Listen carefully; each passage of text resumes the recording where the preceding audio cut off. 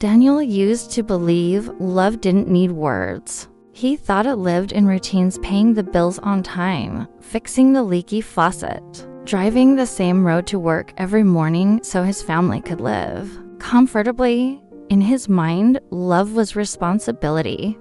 Love was providing. Emily believed love was presence. She believed it lived in small things: warm coffee placed beside him before he woke, folded shirts that still carried her perfume, text messages that said drive safe, even though she knew he always did. For 12 years, she gave him all of that. And for 12 years, Daniel barely noticed. Every morning, Emily woke before sunrise. She brushed her hair quietly so she wouldn't disturb him. She made breakfast even when she wasn't hungry. She kissed his shoulder as he pretended to sleep.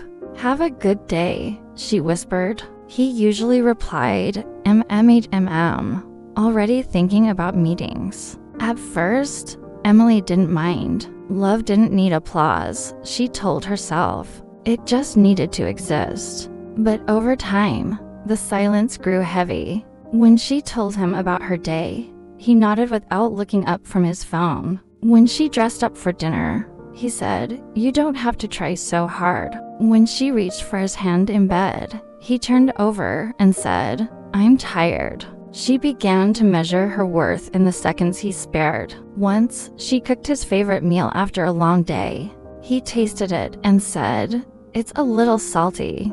That night, she cried in the bathroom with the sink running, not because of the words, but because he didn't notice the love behind them. Emily stopped trying in loud ways. She no longer asked, "Do you still love me?" She no longer planned surprise dinners. She no longer wore the red dress he once admired. Instead, she loved quietly. She left notes in his lunchbox. She warmed his jacket in winter. She memorized the rhythm of his breathing at night. Daniel didn't see any of it. To him, life was normal, comfortable, predictable. He believed a marriage without arguments was a successful one. He didn't realize it was simply one where only one person spoke. One evening, Emily waited. Dinner cooled on the table. Candles burned low. She had made his favorite dessert. Daniel came home late again. "I'm exhausted," he said, loosening his tie. "Let's eat later." She looked at the table, then at him. "Daniel," she said softly. He sighed. "Can it wait?" Her voice trembled. "I just wanted to feel chosen." For once, he frowned. "Why are you making this dramatic? You know I'm busy." Something in her cracked. Not loudly, not in anger, but in a way that felt permanent. She nodded. "Of course," she said. That night, Daniel slept easily. Emily lay awake, staring at the ceiling. She wondered when loving him had started to feel like disappearing. The next morning, she packed his lunch. As always, she tucked a note inside. "I love you in ways you don't see. I hope one day you'll notice before I forget how to show it." Daniel never read it. He threw the bag in his car and drove off. At work, he led meetings, made decisions, felt important. At home, Emily folded silence. Days turned into weeks. She stopped leaving notes. She stopped waiting at the door. She stopped believing that being good would make her seen. One evening, Daniel noticed something strange. The house felt different. Not messy, not wrong, just empty. Emily sat by the window, staring outside. "You okay?" he asked. She turned and smiled politely. "I'm fine."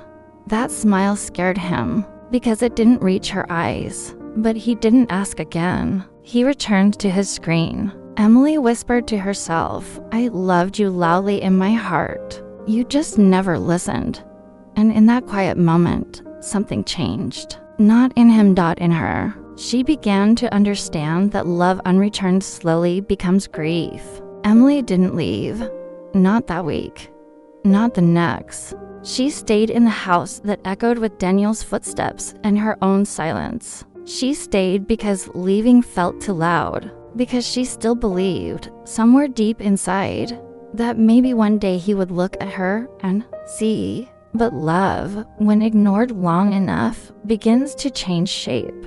It stops reaching outward. It turns inward. Emily started reclaiming small pieces of herself. She joined a book club. She painted again. She took long walks without telling Daniel where she was going. He noticed, not because he missed her, but because his routines were shifting. "Where are you going?" he asked one evening as she picked up her coat. "For a walk," she said. Now, she nodded. Double quotes, yes. Now, he hesitated. "Dinner? I ate earlier."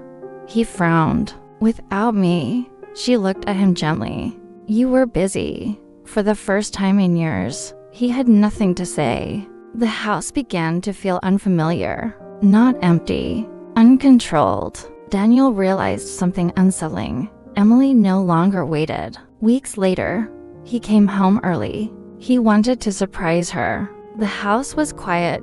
No music, no warm scent of cooking, no soft footsteps. He found her in the spare room, surrounded by canvases, paint on her hands, color in her eyes. She looked alive. "Since when do you paint again?" he asked. She smiled politely. "I never stopped loving it. I just stopped having space for it." He didn't know how to respond. That night, he lay awake. For the first time, the silence disturbed him. He remembered the notes she used to leave, the dinners she planned, the way she once looked at him as if he were the center of her world. Now, she looked at him like someone she cared for, not someone she waited for. Days later, he found an old lunch bag in the garage. Inside was a folded piece of paper. "I love you in ways you don't see.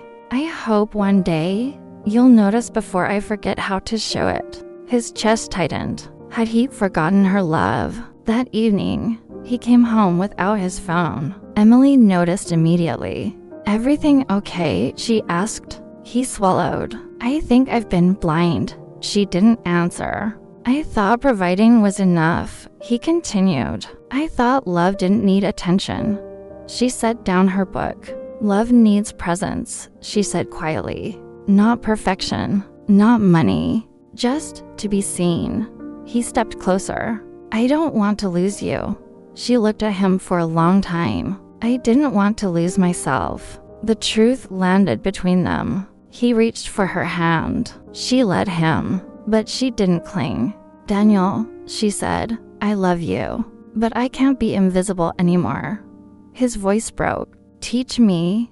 And for the first time in their marriage, he listened. He learned to look up, to ask questions, to sit beside her without distraction, to notice. Love didn't return in fireworks. It returned in effort, in eye contact, in shared silence, in presence. Emily didn't become small again. She became whole. And Daniel learned that love ignored does not disappear, it simply stops waiting. If this story touched your heart, remember, love fades not from hatred, but from being unseen. Appreciate the ones who love you while their hands are still reaching. Subscribe to Tales Studio for more emotional stories about life, love, and the bonds that shape us.